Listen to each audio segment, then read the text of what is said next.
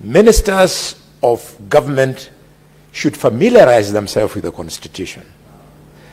The Prime Cabinet Secretary, we sat with him here up to very late in the night when we were debating the bills that were coming under the new Constitution.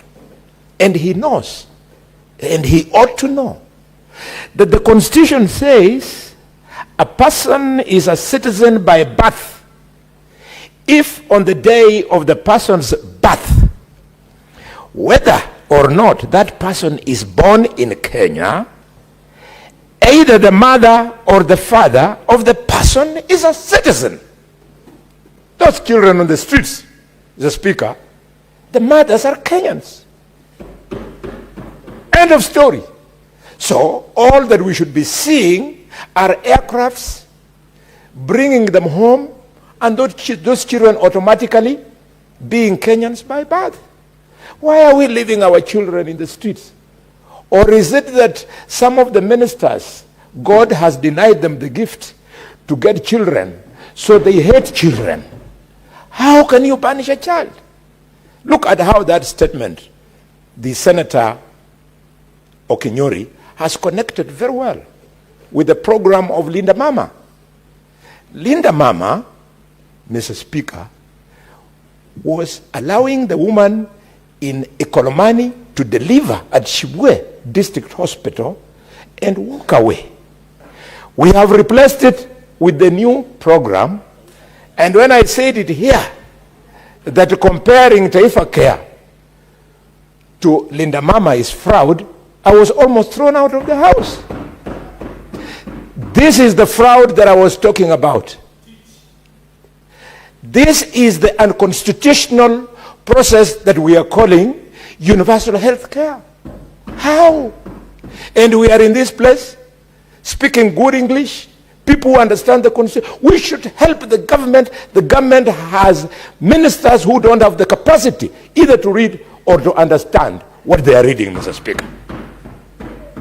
Finally, Mr. Speaker, it concerns me on this issue of these young children who are out of the country. They are no different from the two Kenyan political activists who were locked up in Uganda for a long time.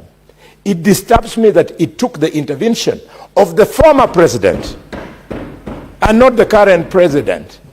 This House is supposed to remind the executive that, Mr. Speaker, that if you get bonga points by interfering me at home, go and do it in the What is your assembly. point of order? What is your point of order? Mr. Speaker, you know we must be stickler of the rules. Standing Order 105, statement of fact. When the senator, who happens to be the chief whip of government, goes on record and says that former president intervened on release of Kenyans, can he provide that evidence before this House? Because we don't want his here, say, in Chang'an drinking dens in Kolomani to get to the floor of the House. He should just take Chang'an and stay there. Don't bring those things here. So can he withdraw or substantiate? Order. Can he withdraw? Order. Can he substantiate? Order. Senator for Nairobi City County. The Senator for Nandi is on a point of order, and therefore you cannot raise a point of order on him. Now, Senator for Nandi, it may be within your right to raise on a point of order, but the language you're using should be parliamentary. Now, Senator Boni, a point of order has been raised by the Senator for Nandi. You have asserted that there's some Kenyans who are released from Uganda pursuant to the intervention by the former president as opposed to the current president. We need, the point of order is that factual? If yes, would you provide the evidence? If you cannot provide the evidence, you proceed to withdraw and apologize and proceed to conclude your thoughts. Thank you, Mr. Speaker. Mr. Speaker, I like your tone.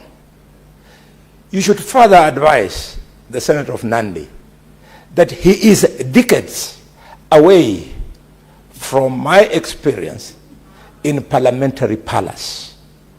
If he wasn't, he would be knowing that in this parliament a ruling has been made that a member is not expected to substantiate the obvious. Mr. Speaker, sir, Mr. Speaker, sir, I was saying this with maximum respect. You wait until it is your relative or yourself who has been locked in Uganda. Senator Boni, a point of order has been brought to you after having stated that the former president intervened for the release of 2 Kenyans from Uganda. Is that factual? And if it is, would you produce the evidence? If you can't, withdraw, apologize, and conclude your thoughts. Mr. Speaker, this habit of giving the impression that this floor offers an opportunity for intimidation of a member during debate, it actually negates the freedom of speech in the House and the freedom of speech as enshrined in the Constitution of Kenya. Let me make my point. If the Senator of Nandi is uncomfortable with the factuality of what I'm saying, let him express his discomfort and not hide in a point of order. You think my pedigree is somebody who does not know the difference between Senator 105 and... Senator Boni, order, Senator Boni. You'll be informed after you abide by my ruling. Proceed. I made a ruling on the point of order that had been raised. That point of order has been sustained, and therefore you are to proceed. Now, Senator for Nairobi City County, Senator Sifuna, you'll have a moment to speak. Senator Boni, Senator for Kakamega County, you either proceed to substantiate that allegation or withdraw, apologize, and proceed to conclude your comments. Mr. Speaker, I started this journey in politics at the age of 22. Now, bear with me.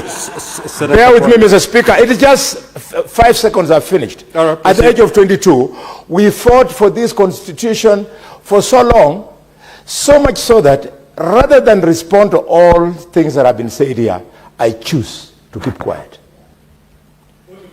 Senator Boni, if you cannot substantiate, the other option is not to keep quiet.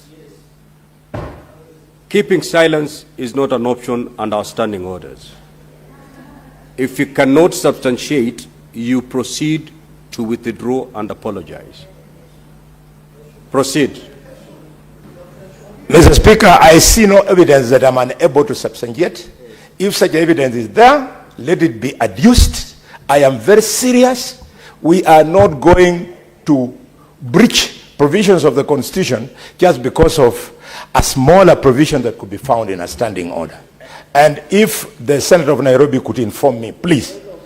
Senator Boni, we will deal with the point of order raised before I allow the Senator for Nairobi City to inform you.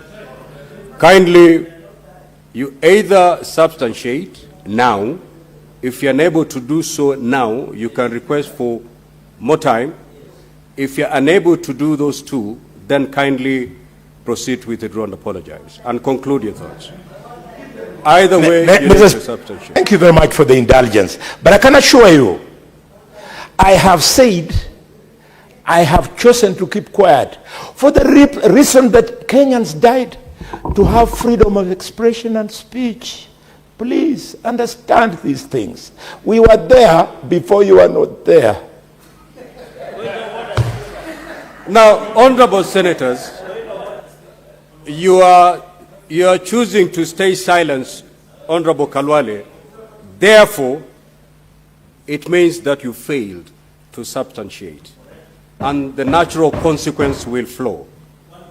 I will therefore rule you out of order and ask you to leave the chamber. For the remainder of today's sitting,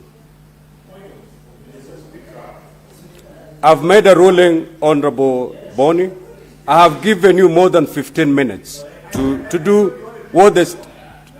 No, I've already done the ruling. You walk out of the chamber.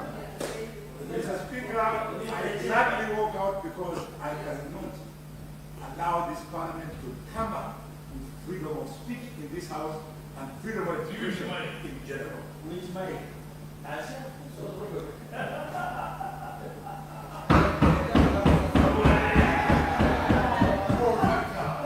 Senator Akinyi, Beatrice. Thank you, Honorable Speaker. The Senator Sifuna, it is Senator Beatrice on the floor. Order. Senator Sifuna, the senator you are to inform is no longer in the House. Yeah, Order. No, you don't need my permission to follow him. You don't need permission to follow him. If you elect to follow him, that is not pursuant to the Speaker's direction.